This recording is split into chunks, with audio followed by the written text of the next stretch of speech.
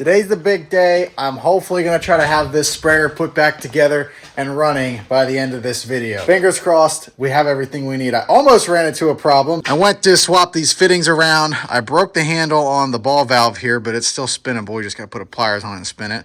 I took out the old, I don't know where I put it, but I took out the old T fitting and put that in there. So that's good to go. And I went to kind of start visualizing how I'm going to put everything together. Realized I forgot a T fitting. When I run the hose from here down to here, I need somewhere to send it both ways. I need to tee into the line, and I forgot to account for that. Fortunately, I still have the old boom hose. I have the old boom hose, and look at that. There's a T fitting on it. 3/8 T fitting, so we are breaking into this sucker to reuse it. Typical fashion though, it's a barbed fitting, which is a good thing, but it makes getting the hose off a pain in my butt. However, it's nothing a utility knife can't fix. Instead of me sitting here fighting, trying to pull this thing apart, cut the old hose off without cutting yourself, and just pry the old fitting out of there. About a 25-foot section of EPDM 3/8 rubber hose here.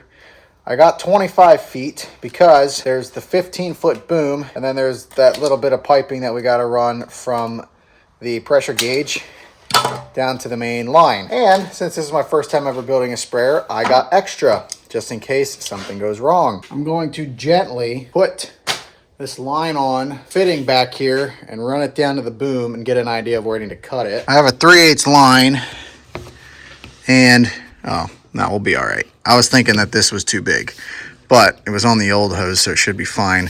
I'm gonna get a torch and heat this up a little bit. That way it's a little bit more malleable and I can wiggle it on there. You know what I haven't tested yet? If this thing still holds water. Anyway, let's keep playing with fire because fire's fun.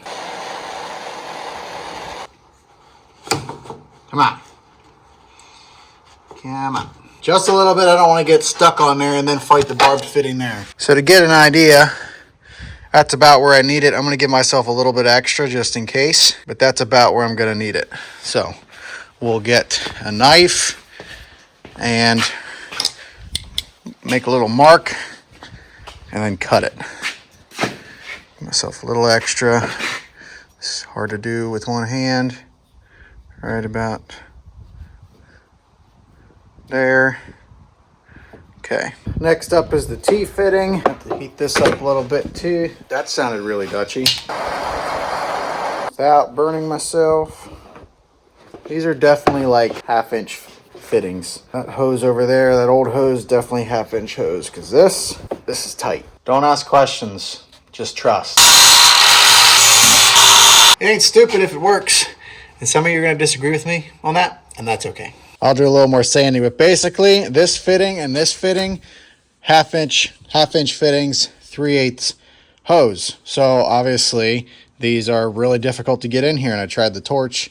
I tried reaming it out with this thing, reaming it out with a screwdriver and a bolt. It's just not flexible enough. So we're sanding the barbs down. That's why they made hose clamps, right? And hey, if it doesn't work, I didn't lose any money, and I'll just go get a proper fitting. But if it works, it saves me a trip. I'm gonna go through and put all of these nozzles on. They are on 20-inch spacings, so I got 9 of them. I need this piece. This is an end piece. It goes on the end here. And I got another one for the other side. Like so. Put it on the end. Slide it in there. Take your top piece.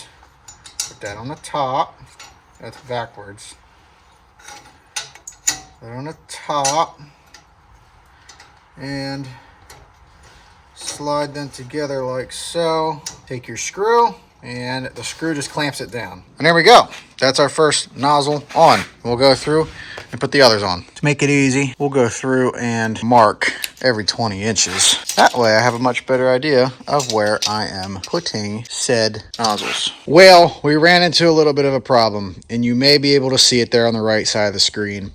We are one nozzle short right here. And the reason is, when I did my math, 15 feet divided by 20, which is 20-inch spacing, you get 9. And that just means that I get 9 sections. So if I counted 1, 2, 3, 4, 5, 6, 7, 8, 9 sections, that doesn't necessarily account for the fact that I want nozzles on the end.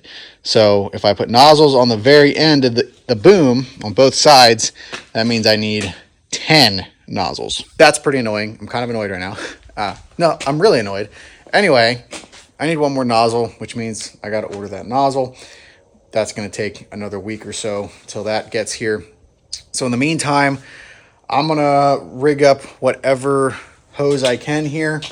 And unfortunately, we will just have to wait till next time. My plan was going to be to get this thing running today, take it out of the shop and put it up in the barn, because we are apparently supposed to get anywhere from 1 to 30 inches of snow this weekend. Weathermen are so very confusing and they don't really know. And anyway, we're supposed to get a lot of snow, so I was going to put the loader down in here in the insulated barn, and I was probably going to plug in the block heater on it because it's supposed to get down to like 6 degrees the one night, and it's going to be pretty chilly. So I wanted this tractor right here in the shop plugged in the barn so it would start a lot easier. But that being said, we're still going to do that. This project is just going to be unfinished, which is annoying, but it happens.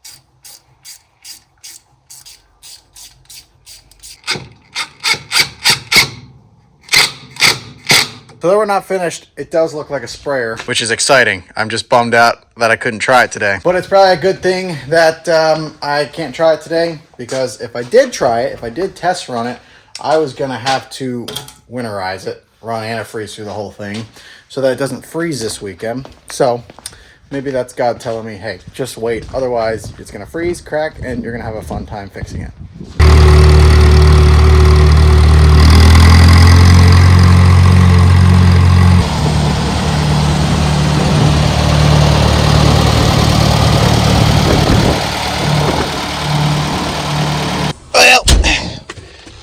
I think I might as well move this out of the mud and clean up a little bit around here.